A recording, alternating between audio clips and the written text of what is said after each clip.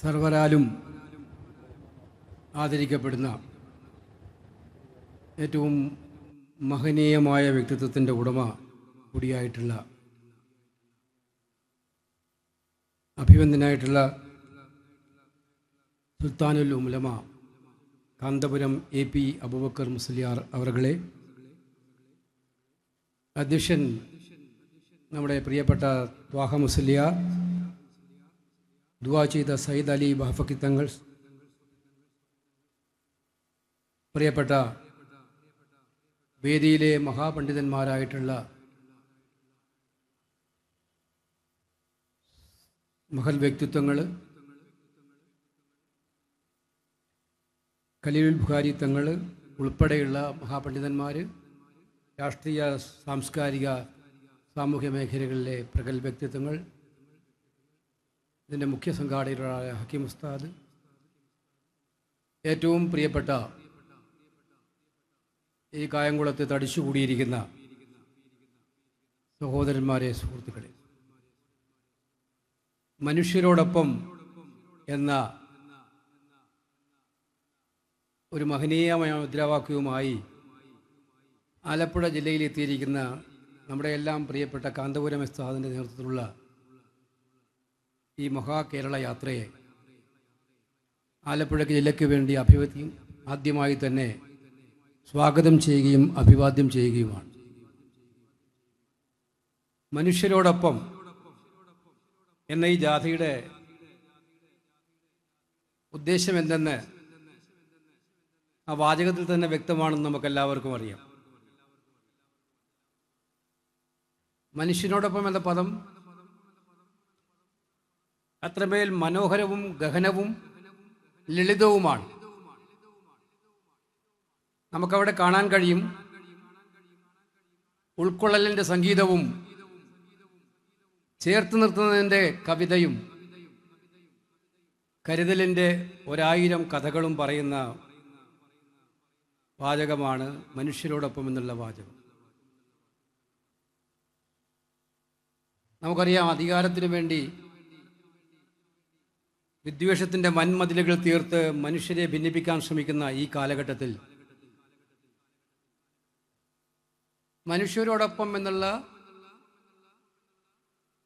മുദ്രാവാക്യവുമായി കാന്തപുരം ഉസ്താദിൻ്റെ നേതൃത്വത്തിലുള്ള ഈ യാത്ര നമ്മുടെ എല്ലാവരുടെയും മനസ്സിനകത്തേക്ക് സ്നേഹത്തിൻ്റെ ഗാഥകൾ പാടുന്നതാണ്. 99-ൽ നമുക്കറിയാം, മനുഷ്യ മനസ്സുകളെ കോർത്തിണക്കാൻ എന്ന പേരിൽ, അതിനുശേഷം 2012-ൽ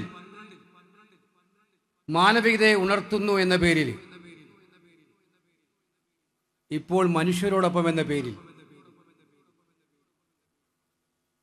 കാന്തപുരം ഉസ്താദ് നടത്തുന്ന കേരള യാത്രകളെല്ലാം വിസ്മയകരമായിട്ടുള്ള ചലനങ്ങൾ സമൂഹത്തിൽ ഉണ്ടാക്കിയിട്ടുള്ളതാണ്.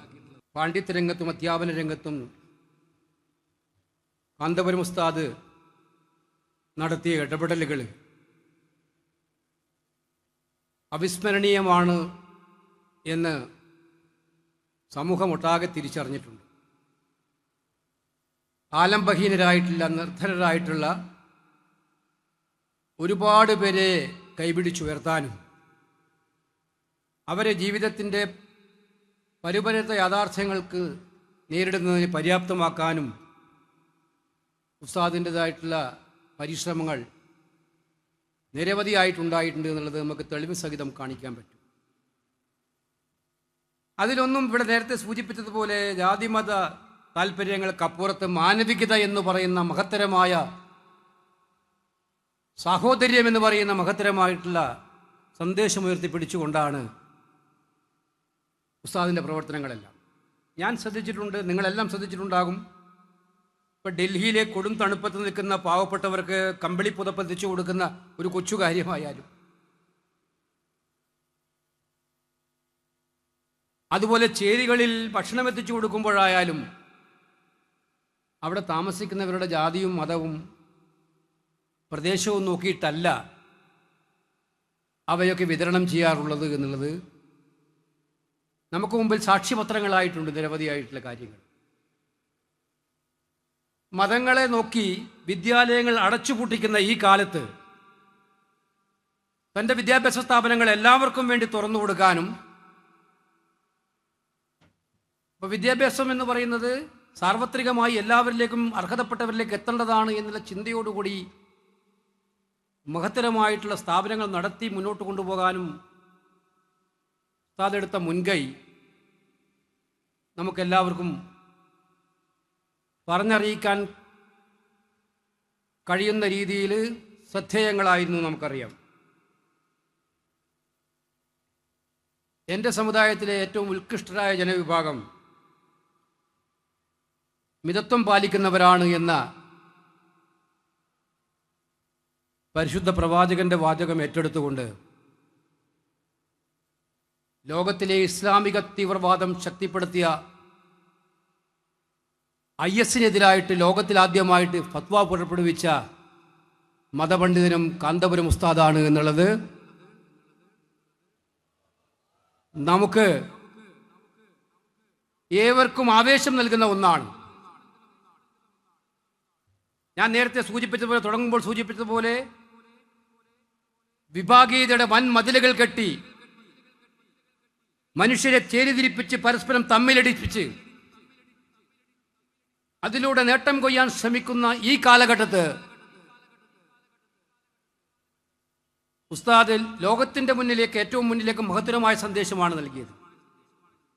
യമനിലെ നമ്മൾ കണ്ടതാണ്.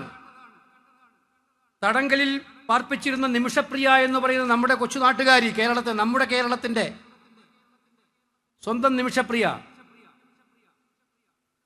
രണ്ടാലൊന്നും ആലോചിച്ചില്ല. മുസ്ലിമാണോ എന്ന് നോക്കിയിട്ടല്ല ഉസ്താദ് അതിൽ ഇടപെട്ടത്. നിമിഷപ്രിയയും മനുഷ്യരുടെ കുട്ടിയാണ് എന്നുള്ള ഒറ്റ കാരണം കൊണ്ട് ഞാനിതിൽ ഇടപെടുകയാണെന്ന് പറഞ്ഞുകൊണ്ട് അതിലിടപെടാൻ കാന്തപുരം ഉസ്താദ് കാണിച്ച മഹാമനസ്കത നമുക്ക് എടുത്തു പറയേണ്ടതായിട്ടുണ്ട്. ഞാൻ പറയുന്നു, അദ്ദേഹത്തിൻ്റെതായിട്ടുള്ള ഇടപെടലുകൾക്ക് ഉദാഹരണങ്ങൾ നികത്താൻ നിരവധിയായിട്ടുള്ള ഒരുപാട് കാരണങ്ങളുണ്ട്. അനാഥ കുഞ്ഞുങ്ങളെ ഏറ്റെടുത്ത് അവർക്ക് വിദ്യാഭ്യാസം നൽകി അവരെ ഡോക്ടർമാരും എഞ്ചിനീയർമാരും കലക്ടർമാരുമാക്കുന്ന ഏറ്റവും വലിയ മനുഷ്യത്വത്തിൻ്റെ വ്യക്തിത്വ വികാസം എന്ന പ്രക്രിയയിലേക്ക് അവരെ കൊണ്ടുവരുന്ന മഹനീയമായിട്ടുള്ള മാതൃകകൾ സൃഷ്ടിച്ച ആളാണ് ഉസ്താദ് എന്നുള്ളത് കേരള സമൂഹം നേരത്തെ സൂക്ഷിപ്പിച്ചുള്ള സാക്ഷ്യപ്പെടുത്തിയിട്ടുള്ള ഒരുപാട് കാര്യങ്ങളുണ്ട്, നമുക്കെല്ലാവർക്കും അറിയാം. ഇന്ത്യൻ ഗ്രാൻഡ് മുഫ്തി, സുൽത്താനുൽ ഉലൈമ, ഈ പേരുകളിലൊക്കെ,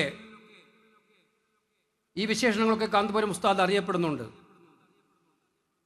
എങ്കിലും അദ്ദേഹത്തിൻ്റെ പ്രവൃത്തികൾ നോക്കിയാൽ അബുൽ ഐദാം എന്ന് പറയുന്ന അനാഥരുടെ പിതാവ് എന്ന് വിശേഷിപ്പിക്കാവുന്ന വിശേഷണമാണ് കാന്തപുരം ഉസ്താദിന് ഏറ്റവും കൂടുതൽ ചേരുക എന്നുള്ളത് അദ്ദേഹത്തിൻ്റെ പ്രവർത്തനങ്ങൾ നോക്കിക്കാണുന്ന എല്ലാവർക്കും മനസ്സിലാകും എന്നുള്ള സംശയമില്ല. ഞാൻ ദീർഘിപ്പിച്ച് സംസാരിക്കുന്നില്ല. ഇവിടെ നിരവധിയായിട്ടുള്ള ഒരുപാട് പ്രാസംഗികരുടെ നിര തന്നെയുണ്ട്. പണ്ഡിത ശ്രേഷ്ഠന്മാർ, മന്ത്രി, ജനപ്രതിനിധികൾ എല്ലാവരും ഉണ്ട്. കായംകുളത്തെ ഈ പരിപാടിയിൽ പങ്കെടുക്കുമ്പോൾ ഞാൻ നേരത്തെ സൂചിപ്പിച്ചു, മനുഷ്യരോടൊപ്പം എന്നുള്ള മഹനീയമായ ഈ കാലഘട്ടം ആവശ്യപ്പെടുന്ന മുദ്രാവാക്യം ഉയർത്തിപ്പിടിച്ചുകൊണ്ടാണ് ഈ യാത്ര കേരളത്തിന് അങ്ങേയറ്റത്തു നിന്ന് ആരംഭിച്ച് തെക്കേയറ്റത്ത് അവസാനിപ്പിക്കാൻ വേണ്ടി പോകുന്നത്.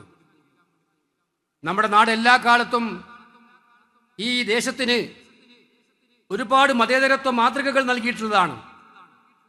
സമ്മിശ്രമായി ജീവിക്കുമ്പോഴും വ്യത്യസ്ത മതവിഭാഗങ്ങളിൽ വിശ്വാസമർപ്പിക്കുമ്പോഴും സാഹോദര്യം ഉയർത്തിപ്പിടിച്ചാൽ ജാതിഭേദം മതദ്വേഷം ഏതുമില്ലാതെ ഏവരും സോദരദ്വേന വാഴുന്ന മാതൃകാ രാജ്യമാണത് എന്ന ഗുരുദേവന്റെ യഥാർത്ഥ വാചകം ഏറ്റുപിടിക്കുന്ന നാടാണ് നമ്മുടെ കേരളം. സോദരദ്വേന, സ്വന്തം സഹോദരങ്ങളെ പോലെ മതങ്ങളുടെ വ്യത്യാസമില്ലാതെ എല്ലാവരും ഏറ്റെടുക്കുന്ന ആ മുദ്രാവാക്യം തന്നെയാണ് മനുഷ്യരോടൊപ്പം എന്നുള്ള ഈ മുദ്രാവാക്യത്തിൻ്റെയും സാക്ഷി. തീവ്രവാദ പ്രവർത്തനങ്ങൾ ഏത് മതത്തിൽപ്പെട്ടവരായാലും അതിനെ സന്ധിയില്ലാതെ എതിർക്കപ്പെടേണ്ടതാണ് എന്നുള്ള ഉസ്താദിൻ്റെ വാക്കുകൾ അത് നമ്മളെല്ലായ്പ്പോഴും കേട്ടുകൊണ്ടിരുന്നതാണ്, അവിടെ വിട്ടുവീഴ്ചയില്ലാത്ത നിലപാടുകളുമായിട്ട്. ഞാൻ പറഞ്ഞു വരുന്നത്, വർത്തമാനകാലത്ത് അത്തരം നിലപാടുകൾക്കേറെ പ്രസക്തിയുണ്ട്. വിദ്യാഭ്യാസത്തിലടക്കം സിലബസിലടക്കം ഒരുപാട് തെറ്റിദ്ധാരണകൾ ഉണ്ടാക്കിക്കെടുക്കുന്ന കാലഘട്ടത്താണ് നമ്മൾ ജീവിക്കുന്നത്. ചരിത്രത്തെ വളച്ചൊടിക്കുന്ന കാലത്താണ് നമ്മൾ ജീവിക്കുന്നത്. ഞങ്ങൾ പാർലമെന്റിലൊക്കെ ചർച്ച ചെയ്യുമ്പോൾ നിങ്ങൾ കണ്ടിട്ടുള്ളതാണ്, ഇവിടെ ഭരണഘടന അനുശാസിക്കുന്ന വിശ്വാസ പ്രമാണങ്ങൾ, ഭരണഘടന പ്രദാനം ചെയ്യുന്ന വിശ്വാസത്തിൻ്റെ അവകാശങ്ങളെ ചോദ്യം ചെയ്യപ്പെടാൻ വേണ്ടി നിയമം നിർമ്മിക്കുന്ന കാലത്താണ് നമ്മൾ ജീവിക്കുന്നത്. നമ്മുടെ ഭരണാധികാരികൾ, ഇപ്പോൾ ഭരിക്കുന്ന ഭരണാധികാരികൾ, ഞാൻ നിർഭാഗ്യമെന്ന് പറയട്ടെ, നിയമങ്ങൾ ഭരണാധികാരികൾ ഉണ്ടാക്കേണ്ടത് ഹൃദയം കൊണ്ടാണ്, തലച്ചോറ് കൊണ്ടല്ല. പക്ഷേ ഇവിടുത്തെ ഭരണാധികാരികൾ തലച്ചോറ് കൊണ്ട് തങ്ങൾക്കെങ്ങനെ ജനങ്ങളെ വിഭജിപ്പിച്ച് നിർത്തി നേട്ടം കൊയ്യാമെന്നുള്ള രീതിയിൽ നിയമനിർമ്മാണ പ്രക്രിയയിൽ ഏർപ്പെടുന്ന ഒരു കാലമാണ് നമ്മൾ രാജ്യത്ത് കണ്ടുകൊണ്ടിരിക്കുന്നത്. മഹാത്മാഗാന്ധിയുടെ പേര് പോലും നീക്കം ചെയ്യാൻ, ലോകം കണ്ട ഏറ്റവും വലിയ ദാരിദ്ര്യ നിർമ്മാർജ്ജന പദ്ധതിയായിട്ടുള്ള തൊഴിലുറപ്പ് പദ്ധതിയിൽ നിന്നും മഹാത്മാഗാന്ധിയുടെ പേര് പോലും നീക്കം ചെയ്യാൻ ഒരു മടിയും കാണിക്കാത്ത നിയമനിർമ്മാണങ്ങൾക്കാണ് നമ്മളിപ്പോൾ നേതൃത്വം കൊടുത്തുകൊണ്ടിരിക്കുന്നത്. ഇത് അങ്ങേയറ്റം സങ്കടകരമായ കാര്യമാണ് എന്ന് പറയാൻ ആഗ്രഹിക്കുകയാണ്. മുഗൾ സാമ്രാജ്യം, ഗുപ്ത സാമ്രാജ്യം, മൗര്യ സാമ്രാജ്യം, ഇതെല്ലാം നമ്മുടെ വിദ്യാർത്ഥികൾ ചരിത്രം പഠിച്ചുകൊണ്ടിരുന്നതാണ്. അപ്പോൾ അങ്ങനെ പഠിക്കുമ്പോൾ, ഈ ചരിത്രത്തിൻ്റെ ഭാഗമായി പഠിക്കുമ്പോൾ മുഗൾ സാമ്രാജ്യം പഠിക്കണ്ട എന്ന് പറഞ്ഞാൽ ഈ രാജ്യത്തെ എങ്ങോട്ടേക്കാണ് നമ്മൾ കൊണ്ടുപോകുന്നത് എന്നുള്ളത് ഞാനെടുത്ത് പറയേണ്ട കാര്യമുണ്ടോ? അപ്പോൾ ഈ ചിന്താഗതികൾക്ക് ആരായാലും ഏതു ഭാഗത്തായാലും തീവ്രവാദം, തിരിച്ചും തീവ്രവാദ പ്രവർത്തനങ്ങൾ നടത്താനുള്ള സന്നദ്ധത ഉണ്ടാകാറുണ്ട്. അതുകൊണ്ടാണ് നമ്മൾ IS-നെതിരായിട്ടുള്ള ശക്തമായ നിലപാട് ഉസ്താദ് എടുത്തപ്പോൾ യോഗം തന്നെ അത് ആശ്ചര്യത്തോടെ നോക്കിക്കാണുകയുണ്ടായി. അപ്പം ഇതാണ് നമുക്ക് നാടിനാവശ്യമായിട്ടുള്ളത്. ഏത് തീവ്രവാദത്തെയും, ആ ഇസ്ലാം തീവ്രവാദമായാലും ഹിന്ദു തീവ്രവാദമായാലും ക്രൈസ്തവർക്ക് വേണ്ടിയുള്ള തീവ്രവാദമായാലും, തീവ്രവാദമല്ല എല്ലാത്തിനെയും പരിഹാരം. സ്നേഹത്തിൻ്റെ വാതിലുകൾ തുറന്നിടുക. വിദ്വേഷത്തിൻ്റെ മതിലുകൾ കെട്ടുന്നതിന് പകരം സ്നേഹത്തിൻ്റെ വാതിലുകൾ തുറന്നിടുക. ഇതാണ് ഈ യാത്രയുടെ ഉദ്ദേശമെന്ന് ഞാൻ മനസ്സിലാക്കുന്നു. അതോടൊപ്പം ഈ യാത്രയിൽ വികസനത്തിൻ്റെ ഒരുപാട് കാര്യങ്ങൾ ഞാൻ സത്യത്തിൽ നന്ദിയോടെ സ്മരിക്കാൻ ആഗ്രഹിക്കുകയാണ്. ഈ യാത്രയിൽ ഒരുപാട് വികസന സന്ദേശങ്ങളും നൽകുന്നുണ്ട് എന്നുള്ളതാണ്.